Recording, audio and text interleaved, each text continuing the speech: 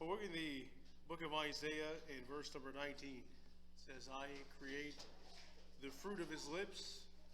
It says, peace, peace to him that is far off, to him that is near, saith the Lord, and I will heal him. When we look at things in the book of Isaiah in chapter 57, we have had two contrasts, two pretty complete contrasts. We've had the one where we find in the very beginning where the righteous man perisheth, no man layeth it to heart. And we have about 15 verses where it seems like that everything is going well for the wicked. Until we get to verse number 15, as we talked about this morning, it gets to the place where God begins to talk about himself. This is in Isaiah chapter 57. And in Isaiah 57 and verse 15, which we read this morning, God says, I'm the one who dwells in the high and holy place that inhabiteth all of eternity. There was no limit to God's supplies or what God could do. And then we get to verse 16 and we find a tension that is going on. We find a tension between what is good and what is evil.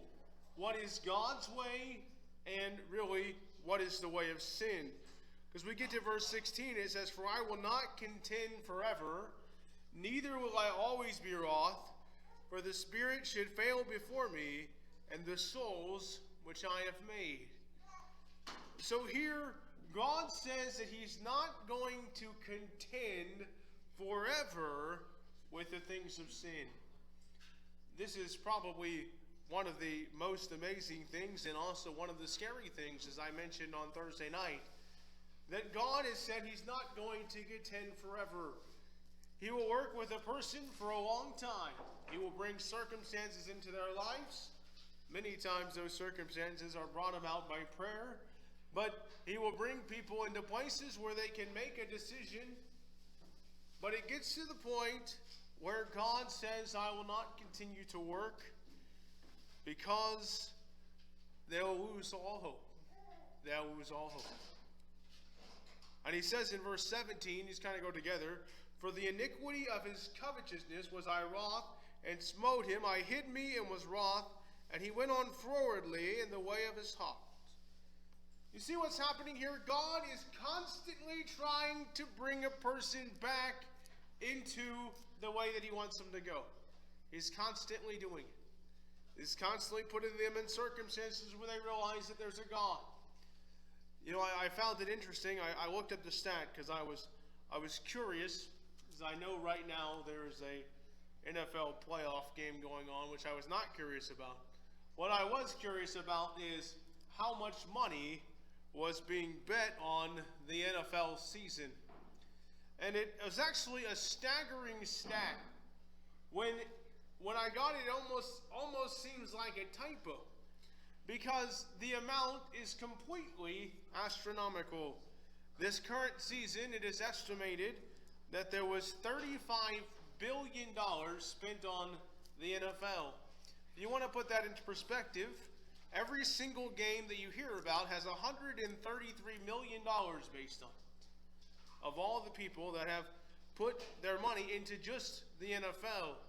This followed by many other things, the NBA. I believe there is a big tennis match starting today, I think, in Australia. There are lots of things that go on, and there are hundreds and hundreds of millions of dollars and billions of dollars that go into these things because we create something to try to replace God. I remember when I was in Hanover, it was interesting.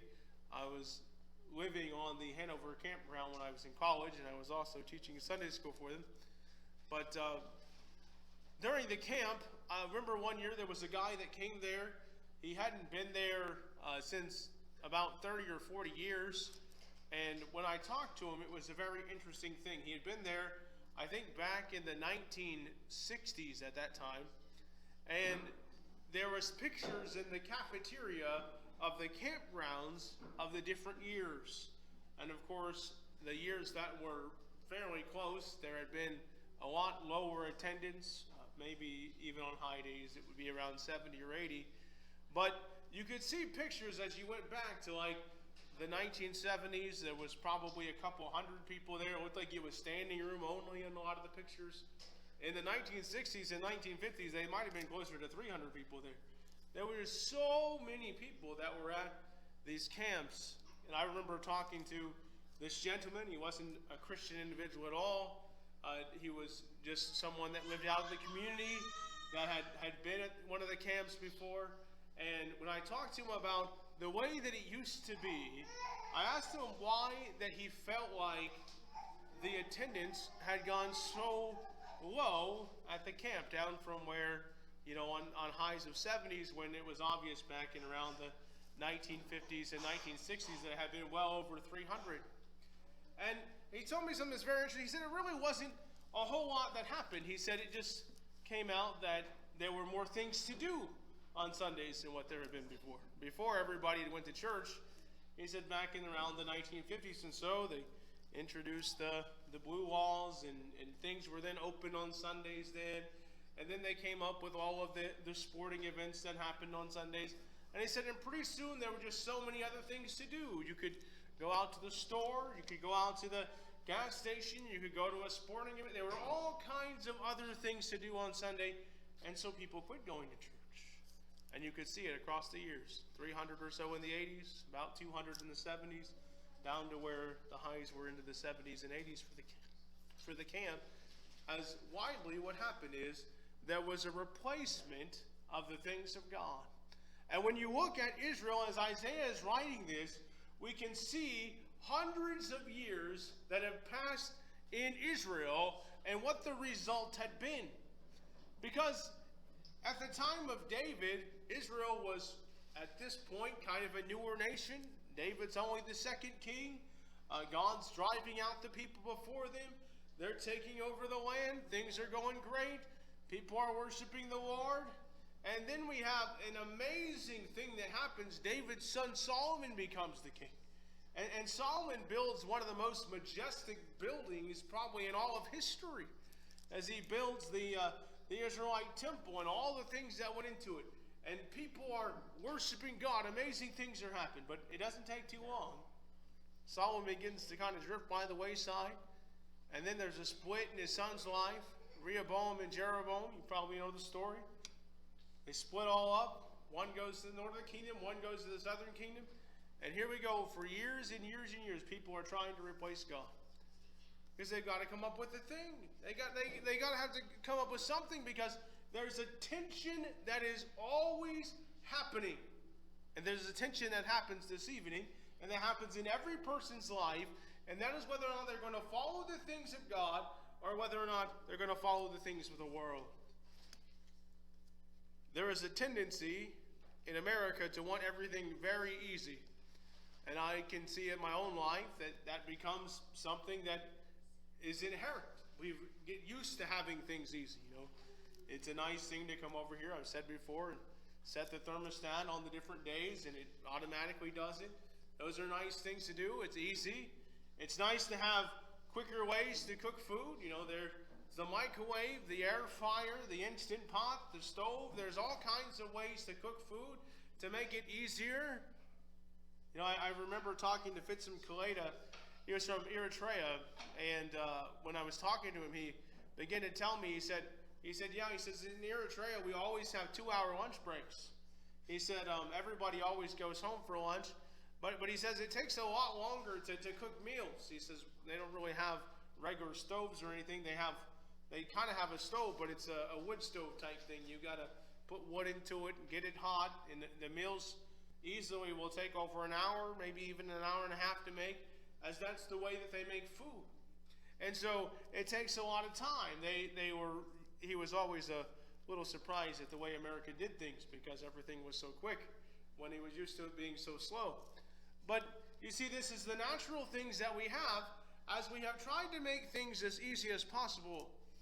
When you look through the book of Acts, it's a very interesting thing. I wonder how many people would have really followed the apostles in America today. Because the apostles did not do things easily. You look at what happens, and they're constantly ending up in jail. It just seems a constant thing. You know, every time you look around, they're in hold, they're out of jail, they're back in jail. An angel lets them out, they're back in jail again.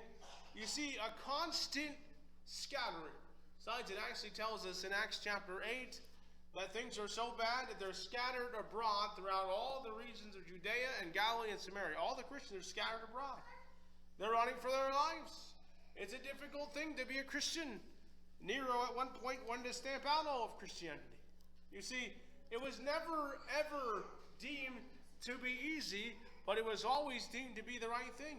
And here's Isaiah, in Isaiah chapter 57, he's writing about the things of God, and guess what? All of Israel is practically against him.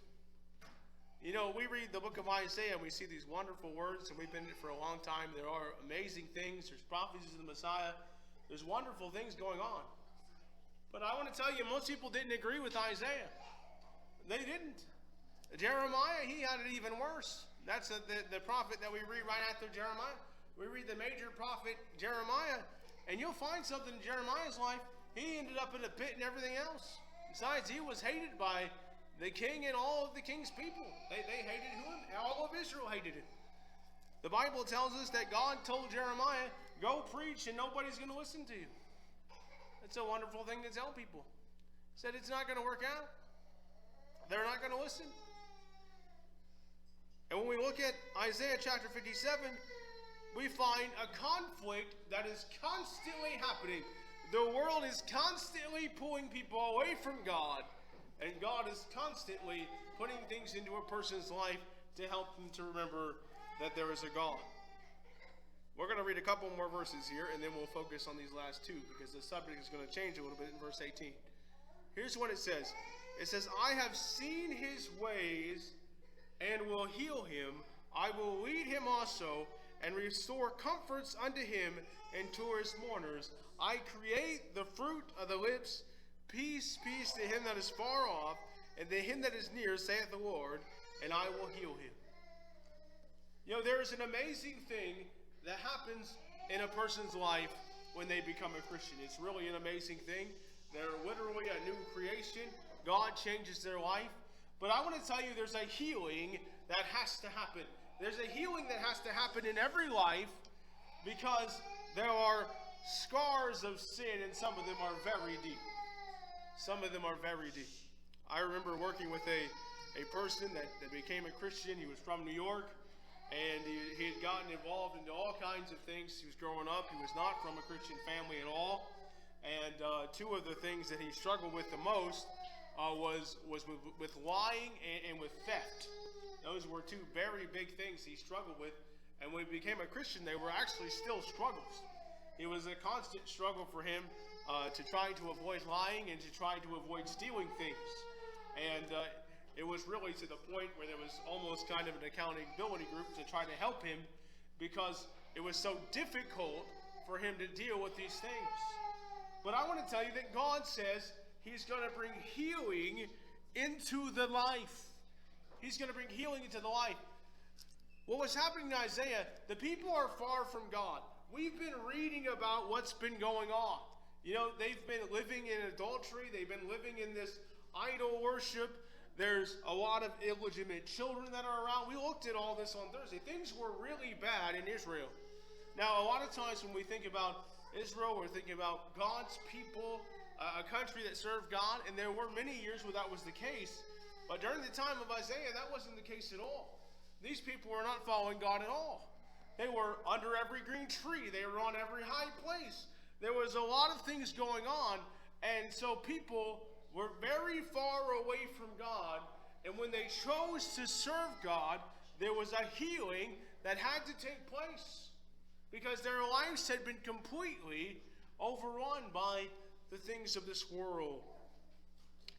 You know, it's interesting when you look at Romans chapter 12. It's probably a well-known verse, 12:1 and 12:2.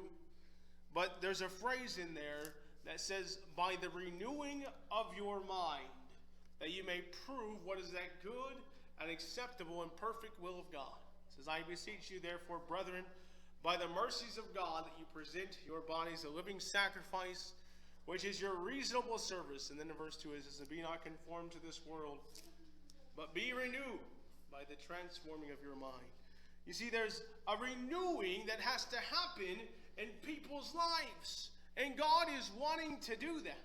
You know, he was calling out to these people that were living in all kinds of sin, that had all kinds of problems in their life, and says, listen, come to me. He says, I'm going to change your life. I'm the one that has all power.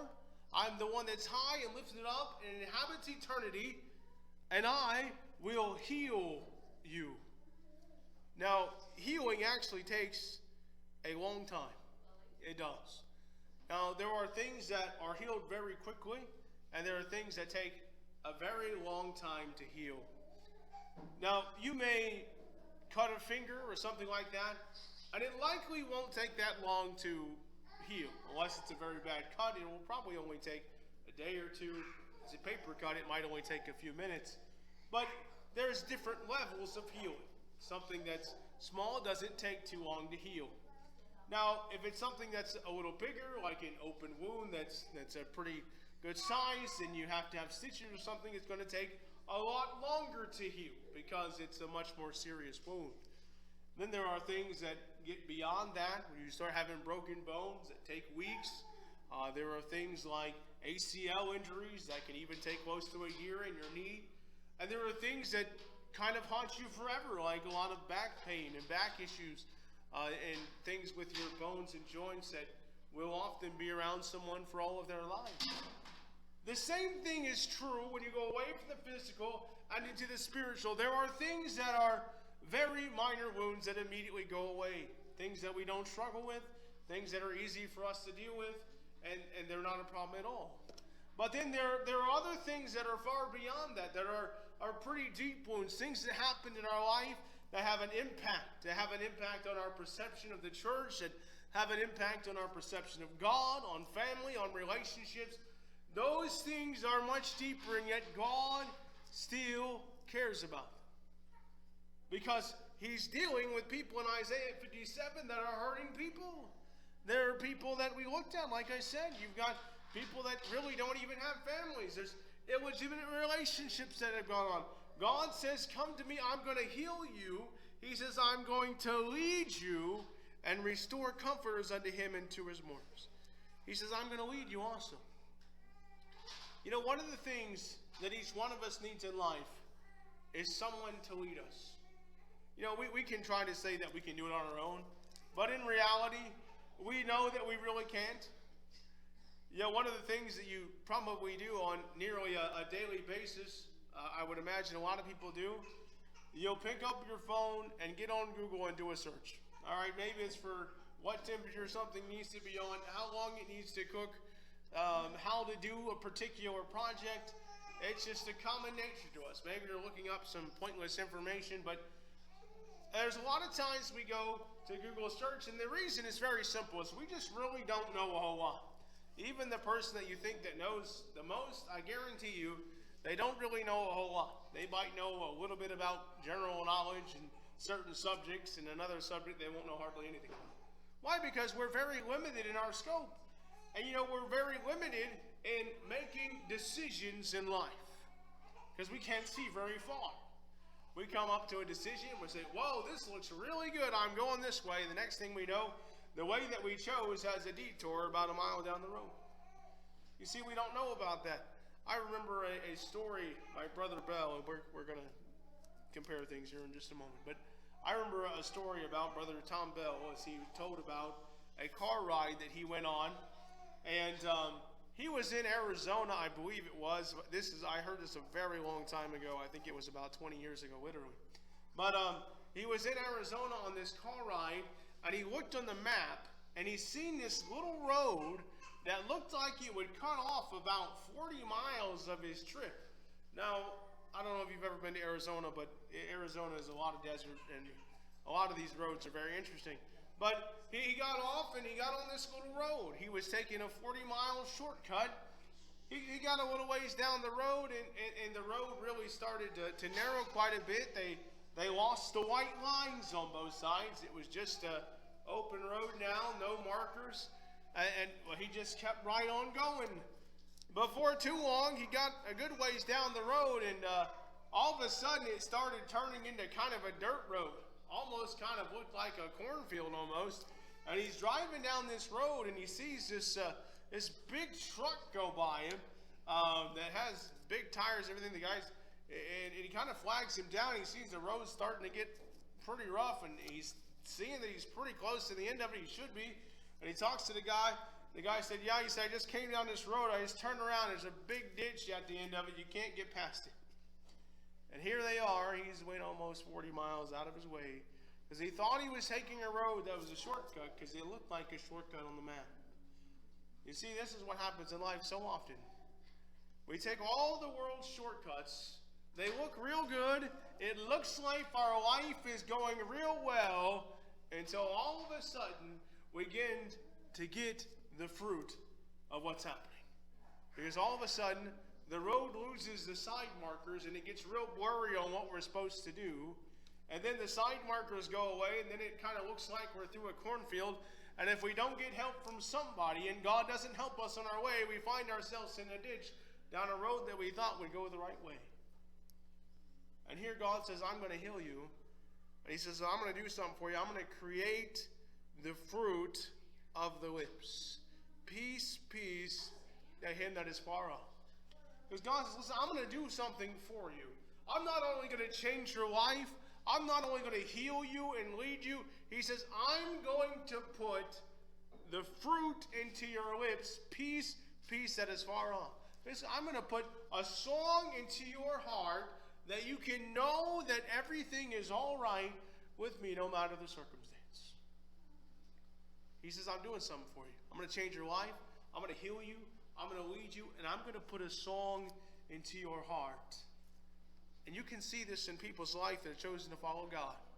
A lot of them have stories of reasons why they could have went off the wrong road and went down the detour and probably were on their way down the detour until God got a hold of their lives. You see, the world's promoting the easy way. Jesus says, broad is the way that leadeth to destruction. You know, the wider a road is, the easier it is to travel. The way of the world's real easy to travel. The problem is they don't tell you what the end has in it. There's a whole lot of destruction that comes on the road. But it's real easy. It's not difficult.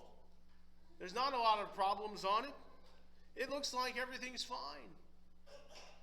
But I want to tell you what Jesus has to say. Well, Isaiah has to say through the Spirit of God in the final two verses. Because this kind of wraps up the other way. Isaiah is giving the two ways, and here's what he says about the other way. I think this is fairly self-explanatory, but we'll explain it just a little. Here's what it says about the other way. It says, but the wicked are like the troubled sea when it cannot rest, whose waters cast up mire and dirt. There is no peace, saith my God, to the wicked. There's the difference. There's the whole difference. In the one way, there's healing, there's transformation, there's guidance, there's a song in the heart, there's God working in a person's life.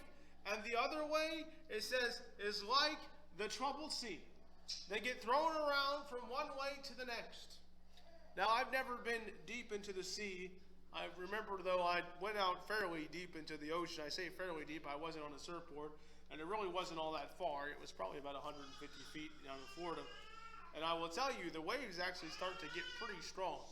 I think the waves were about at chest level when I said, okay, this is enough, because they were getting pretty strong. But I will tell you this, the stronger the waves get, the less you got a chance of fighting. You just eventually end up going where they go, because they're just way too strong for you. You go where they go, you see water, and you see what happens in the floods. Everything goes with the flood. They had the pictures, I remember in North Carolina not that long ago, they had those big floods. Everything just went with the water. There was buildings gone some places, signs, it all went with the water. You went where the water went. And I want to tell you, that's really the life of sin. You go exactly where sin wants to take you. You think you're controlling your own life, but really you're just getting dragged along where sin wants to take you. There's no rest, it says. Constant no rest. There's waters that cast up mire and dirt. Now, if you've ever played around with water too much, I know little kids love mud puddles. They love to get out there, stomp in them, and all the different things. That's like the funnest thing in the world for a kid. But for the parent, they're always a little upset about, oh, don't do that. The reason why they don't want to do that, because there's a problem with the mud puddles. While they look like they're nice and beautiful and fun to play in, they cast up mire and dirt everywhere. Next thing you know, your clothes are covered in dirt. That's the reason. Now, I guarantee you, if the water was all clean, there was never any problems, and it was all pristine, the parents wouldn't care if you played in the mud puddle. But it's not. There's dirt and mire everywhere. And see, it's the problem with what happens with sin. You get kind of out there on the sea, you're just kind of going with the flow, making sure that things going all right. But the problem is you're getting all kinds of dirt on you, getting all kinds of mire on you. You're getting all dragged down. And the Bible says there's no peace. It says there's no peace, saith my God, to the wicked. There's no peace. There was all these people. We're going to wrap things up here in probably about a minute. There was all these people in Isaiah chapter 57. They ignored the righteous, said the righteous man perishes, nobody cares about it. There's all these things going. There's the illegitimate children. There's the people on every hill. They're living the life of pleasure. They're living it up. All kinds of things are happening. They've gotten into the place of kings. It says everything's going great, except for there's one problem. We started to see the problem as we went through in verse 9. We've seen the problem that they debased themselves of all dignity, basically. That was one of the issues that happened. They had gotten to where they were supposed to get, except now they lost all their dignity, all of their reputations, and they debased themselves, even unto hell, it said. They debased themselves of everything. They'd given up all their honor, all their dignity, all their virtue in these ways. They lived the way of the world. They lived it up. They had pleasure. There was children everywhere. They were having adulterous relationships and all kinds of things. They were living the life, except they were debasing their lives. And finally God says, all right, there's a tension that's going to happen now. There's a tension. I've got a question. Are you going to follow me? Are you going to change your lives? And I'll heal you, and I'll take care of you, and I'll guide you, and I'll put a song in your heart. Or you can keep going the way you're going. But I'll tell you this, you go the way that you're going, there is no peace for the wicked. I've talked to a lot of people, and one of the hardest things for a lot of people to do, you know what it is? It's why a lot of people have to take pills for it. And I'm not saying throwing stones at anyone that does. But you know what they take a pill for? A lot of times it's for sleep. For sleep. You know why? There's so much guilt and shame in their life, they have trouble falling asleep at night. They look out and they see there's relationships that went haywire. There's kids that are all kinds of different relationships. Not the way that they intended it to, the way it has been. They've had to cheat a lot of people just to get ahead, to get to the spot they're in, to get the position that they wanted. And they look back at life and they can't hardly deal with it. You know what they do? They have to pop a few pills. It's interesting now. I've even seen doctors that have wrote about this. The fact that nowadays, especially in most nursing homes and things, they give people pills and things to let them go quietly by it because they don't want them to have to think about their lives because of all the things that have went on. You see, it's the opposite of God's way. There is no peace, the Bible says, to the wicked. The question is, are we going to trust in God, the one who heals, the one who guides, the one who puts a song in the heart? Are we going to put our trust in the things of the world that leads ultimately, as the Bible says, to no peace, to no rest? I challenge you, put your faith and trust in Jesus Christ. Thanks to all of you who come out. Thanks to you via the streams. We appreciate your support. Pray that you have a wonderful evening in the Lord. Be prayed up, blessed up, and ready to go up. Have a wonderful night.